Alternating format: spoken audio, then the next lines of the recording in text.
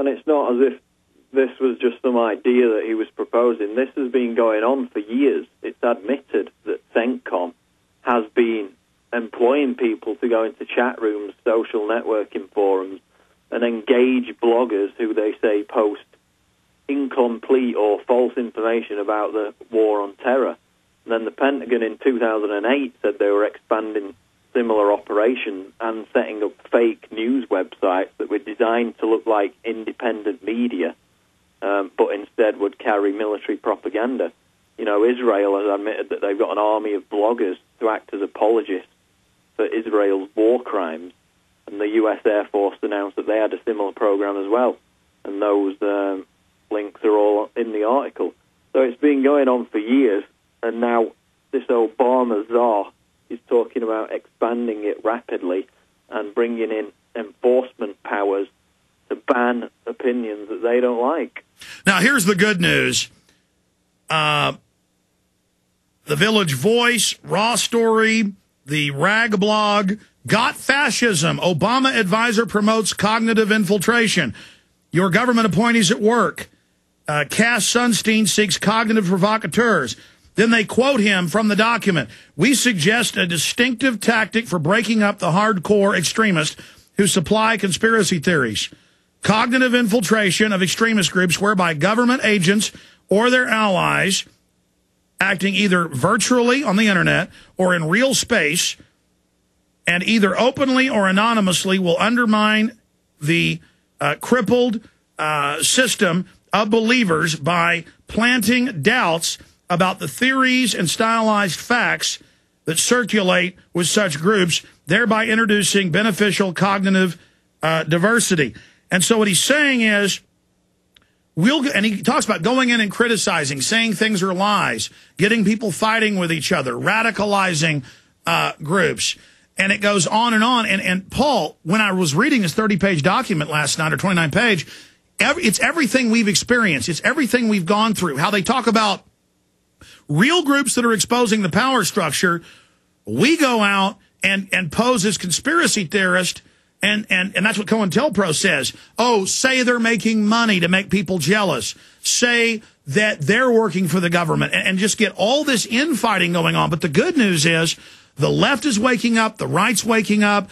Now, they may be attacking our sites, but when you look at a big Raw story or something, every comment is arrest the bankers. Every comment, I mean, almost every comment. On some articles, it is every comment. The bankers are bad. They control both parties.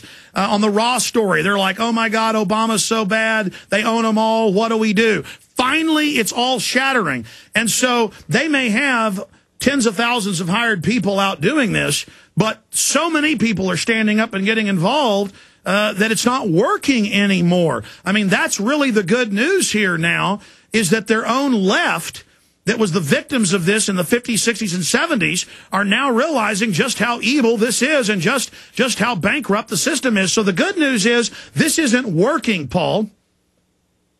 No, it's not, and it only goes to show, I mean, people are always saying, what can we do? What can we do? We're powerless.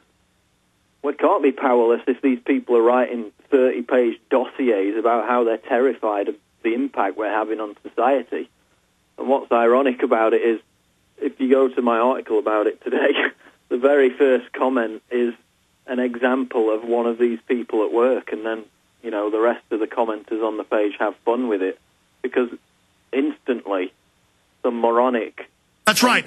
The second we post it, and before they would try that, Alex is a Fed, Alex is doing this, Alex is doing that, all the same stuff they did to break up groups in the 60s, that doesn't work anymore. Now they try saying first, like I posted first to control the debate, or they try to put nonsensical stuff where they talk about Palladians and aliens, and we can go in and look at the IP addresses. They're using proxy server blockers, they're using virtual browsers, but it's the same IP addresses, and they'll have fake debates with each other, which he talks about, creating fake, false contexts.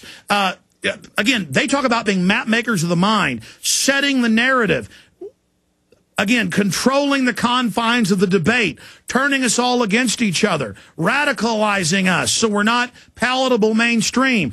I mean, it feels so good to be under mega attack by these people. Paul, no one on the web is attacked more than Alex Jones, Infowars.com, and PrisonPlanet.com because we're number one alternative sites. Number one site's Infowars. Number two site is PrisonPlanet.com. All these other fakes claim they're number one. We are number one according to Alexa and every other major gauge. Shoutcast, the list goes on and on.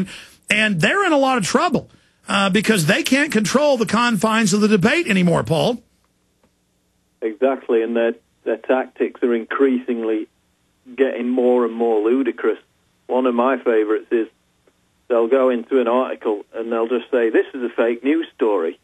For example, I posted a New York Times story, a few paragraphs from it with a link to the original where you can read it at the New York Times about an 8-year-old boy being on a terror watch list. And one of the comments says, this seems like a fake news story. And that's one of the tactics they use as well. It's ad hominem. Exactly. On YouTube, the same accounts set up the same ways will comment when we play a Herman von Rompuy clip, head of the EU calling for global government. I'll see the same person on hundreds of our videos working full time, always the first comment. They're waiting, they're watching, and they just say, this is absolutely fake. To then have a debate about whether it's real or not, instead of people getting angry and getting informed and actually talking to each other. And he admits that in here. He says, confound them, claim it's not real, throw things in to confuse them. I mean, it is. Look at his smiling face, Paul. He just is so proud of what he's done.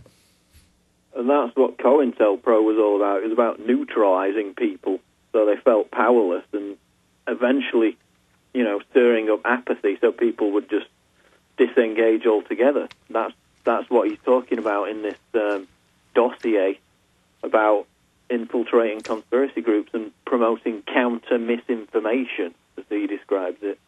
So he's savaging people for putting out conspiracies that aren't true, like, sunlight being good for you. But then he says that when the government does it, it's fine.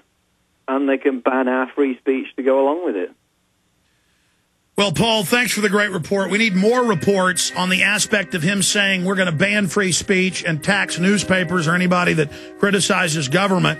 And he sets the precedent at, I say sunlight isn't good for you. And if you don't agree, you need to be banned or arrested. He picks something asinine to kind of put people off psychologically so they can set the precedent to ban anything they want, including 2 + 2 = 4. Nope, Sunstein says it equals 5. Huh.